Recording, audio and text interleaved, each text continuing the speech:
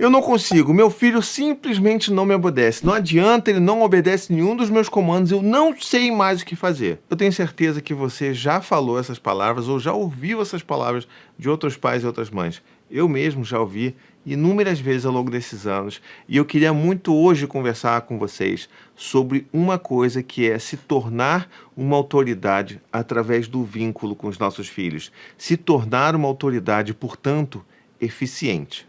Vamos falar sobre isso? Mas antes, é claro, eu quero fazer aquele pedido de sempre. Verifica se você está inscrito no meu canal, principalmente se você gosta desse tipo de conteúdo. Eu tenho certeza que você vai adorar todos os vídeos do meu canal. E é claro que sempre vai ter alguma coisa que vai te ajudar a lidar com esses desafios diários do seu filho aí, lidando aí, ensinando, educando seus filhos, tá bom? Então, se inscreve aqui e me ajuda a divulgar esse canal por aí, tá bom? Então vamos lá, né? Eu acho que todo mundo sempre teve essa dificuldade de lidar com essa ideia de como que eu faço com os meus filhos para que eles cooperem, mas quando às vezes, na verdade, a gente só quer que eles obedeçam. Eu sei disso. Eu às vezes, assim, eu tô tão cansado, tô tão sobrecarregado, que eu só gostaria que os meus filhos fizessem o que eu mandasse.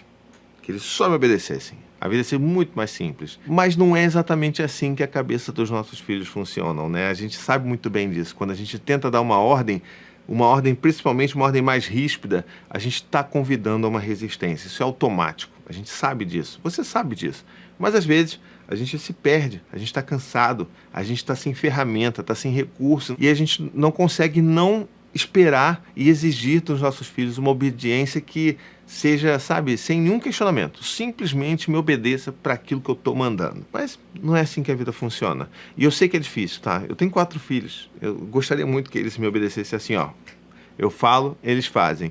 Mas o que eu estou querendo construir com os meus filhos, né? Se eu estou querendo a longo prazo construir uma relação e incentivar os meus filhos a sempre terem um pensamento crítico sobre aquilo que passa pela vida deles, pelo que eles observam do mundo, para que eles questionem tudo aquilo que eles veem, que eles recebem do mundo, eu não posso ao mesmo tempo esperar ou impor uma vontade minha e esperar uma obediência que não tenha nenhuma crítica, que não tenha nenhuma resistência. Então, não funciona, não tem match, sabe? Então eu acho que a gente precisa realmente sentar, parar para conversar e entender que a gente pode construir com os nossos filhos uma autoridade que seja eficiente, né? E eficiente porque ela é através do vínculo e como se fosse realmente uma liderança, né? Ou seja, os nossos filhos vão nos ver como líderes, como pessoas que entendem o que está acontecendo e que sabem aquilo que é melhor para elas e aí sim vão cooperar de uma forma muito mais frequente, vamos dizer assim. Eu disse frequente, não sempre, porque se a gente espera que os nossos filhos cooperem sempre, que a gente vai falar sempre, isso tem outro nome, já não é mais cooperação, é obediência, tá? Mas antes, para a gente falar sobre como chegar nesse lugar, eu preciso primeiro falar sobre um grande obstáculo, talvez o maior dos obstáculos para a gente chegar nesse lugar de autoridade eficiente, que é o quê?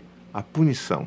Pois é, a gente fala muito de como que a punição é problemática, não só por conta de autoestima dos nossos filhos, por como isso não funciona a longo prazo, mas principalmente porque isso não é um modelo de autoridade eficiente da nossa parte. Por que eu estou falando isso? Porque a gente está recorrendo a mecanismos de troca, de medo, de punição, de recompensa, que as duas coisas sempre andam juntas ali, para obter uma obediência sem questionamento dos nossos filhos. Ou seja, a punição ela vai no caminho contrário. A gente, enquanto está tentando buscar uma cooperação, quando a gente pune, a gente está quebrando o vínculo, a gente está rompendo o vínculo. Por quê? Porque a punição nada mais é do que se você faz aquilo que eu mando, se você atende às minhas expectativas, tudo vai ficar bom com você. Agora, se você não atende às minhas expectativas, você vai sofrer por isso. Você não vai ter o meu amor. E esse é um conceito muito importante para a gente entender, que quando a punição acontece, existe a suspensão do amor. Porque para a criança não faz sentido a gente, né, negociar o nosso amor, o nosso afeto, por conta daquilo que elas estão fazendo. Na verdade, não é só para criança, é para todo mundo, né? Não faz sentido. E eu posso te dar um exemplo claríssimo sobre isso nos dias de vida adulta, né? Imagina que você está aí, está trabalhando, né? Está lá na sua empresa, está trabalhando lá com o seu emprego, com o seu chefe, está tudo bem, está tudo acontecendo bem. E você, por uma série de motivos na sua vida, você acaba atrasando o prazo de um grande projeto que você estava fazendo, que você estava liderando, inclusive. E aí o que acontece? Quando isso acontece, existem algumas coisas que o seu chefe poderia fazer. a primeira coisa que ele poderia fazer seria, olha, inadmissível o que você fez, eu confiei em você, eu esperei que você fosse fazer isso, você não fez, então olha, eu vou agora suspender todos os seus cafezinhos, você não vai mais tomar cafezinho aqui, você não vai mais, se você quiser, traga água de casa, você não vai mais sair da sua estação de trabalho, você vai ficar preso aqui até a hora de ir embora, porque isso não existe. Você tem que entregar esse negócio no prazo, sabe? Então daqui para frente você não vai mais tomar café até que o próximo projeto seja entregue no prazo. É uma situação meio esquisita, né? As pessoas vão falar assim, poxa, mas isso não tem nada a ver, isso não existiria. Bom, existem lugares que eu não diria nunca, né? Porque tem cada chefe aí que a gente, né, fica até meio caramba. Mas é importante a gente perceber como que quando a gente transfere essas situações do mundo da criança para o mundo adulto, elas ficam completamente sem sentido. E é por isso que a gente precisa mudar essas perspectivas, para a gente entender o quanto que isso também é sem sentido para as crianças.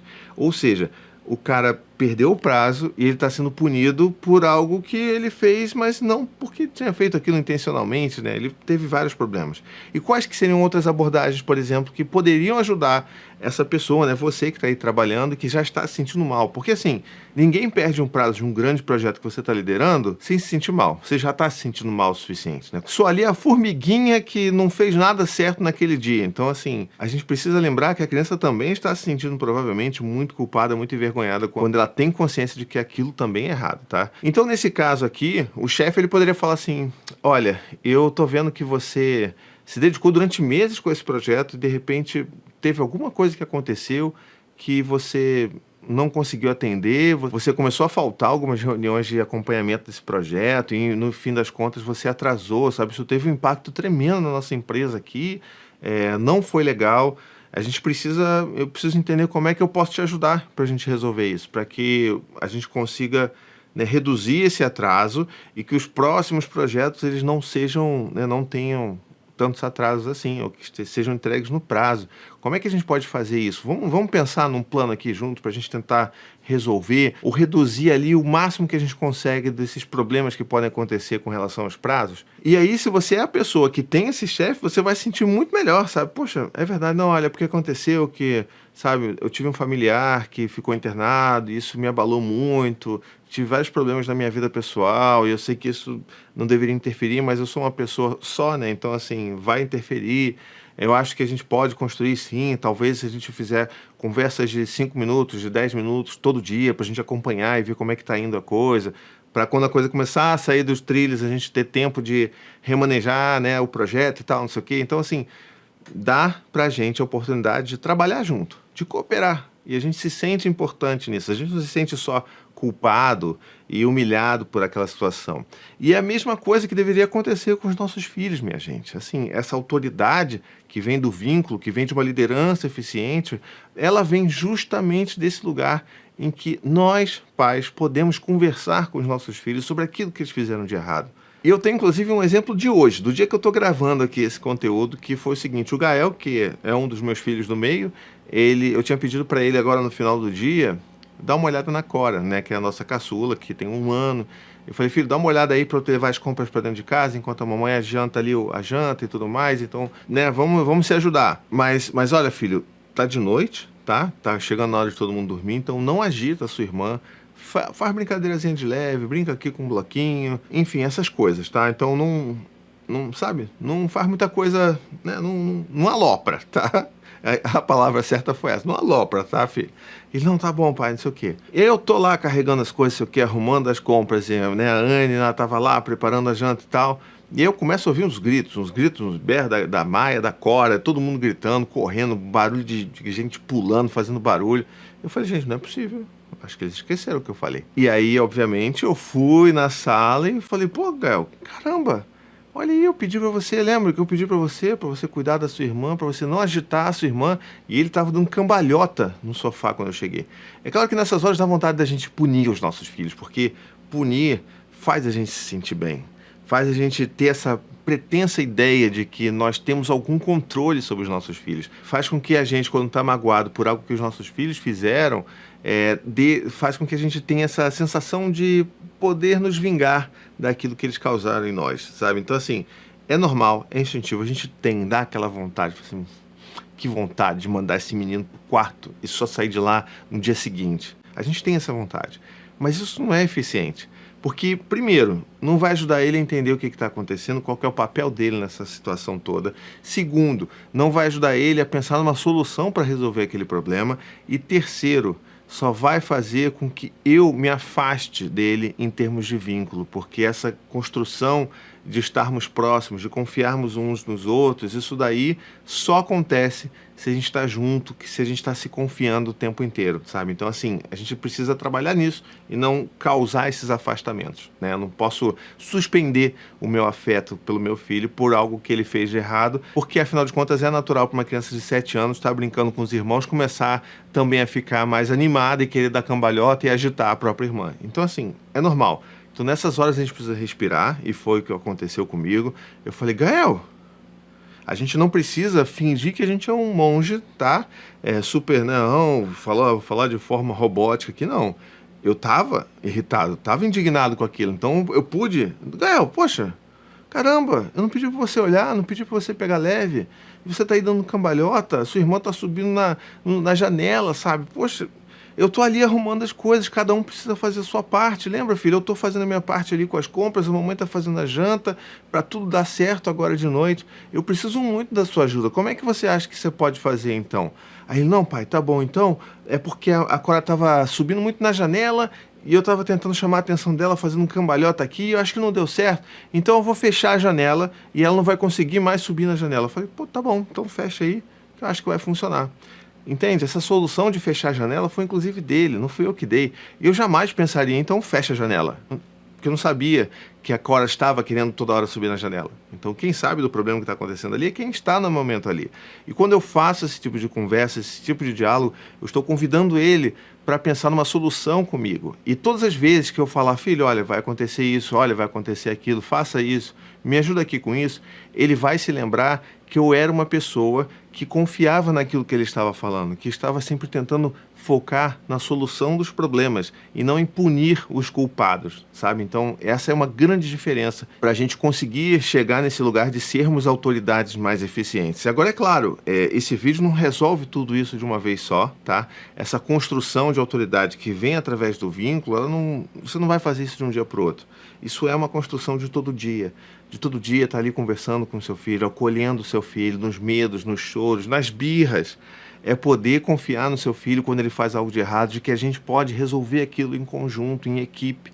É chamar uma reunião de família e todo mundo poder falar sobre aquilo que não está legal e poder buscar junto ali, né, em família, uma solução que atenda a todo mundo da melhor forma possível. É assim que a gente consegue mostrar para os nossos filhos que a gente tem um papel importante de ser ouvido, de ser autoridade e que eles vão buscar essa referência na gente porque a gente sempre teve essa postura consistente com eles. A gente sempre confiou neles, inclusive, para construir isso. Então essa que é a chave principal de como que a gente consegue chegar nesse lugar. Então, em resumo, comece assim, conversando, acolhendo, tentando ajudar os seus filhos a buscar soluções para os problemas que acontecem no dia a dia. É assim que a gente vai conseguir construir um pouquinho ali, de pouquinho em pouquinho, essa postura, essa posição de líderes e de autoridades através do vínculo, nessas autoridades eficientes. É difícil, tá? Não estou dizendo aqui que é fácil, porque isso é uma construção de todo dia. De pouquinho em pouquinho a gente construi isso daí. E tem dias que a gente vai estar estourado, tem dias que a gente vai gritar, tem dias que a gente vai perder a paciência, tem dias que a gente vai acabar punindo os nossos filhos porque perdeu o controle, porque a gente queria punir os nossos filhos. Mas a gente precisa lembrar que se a gente consegue, de uma forma consistente, na maior parte do tempo, agir dessa forma, a gente vai conseguir mostrar para os nossos filhos que a gente é uma figura de autoridade, que eles podem buscar apoio, podem buscar referência e que ainda assim somos figuras humanas e, portanto, falhas.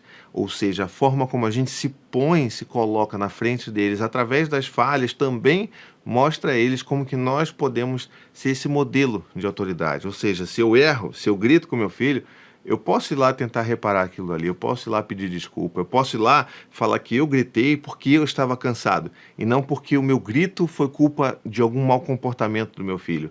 Quando eu assumo as responsabilidades por aquilo que eu fiz, eu estou dando também uma mensagem clara para o meu filho de que eu sei o que me cabe, eu sei o que está acontecendo comigo e que eu não sou perfeito.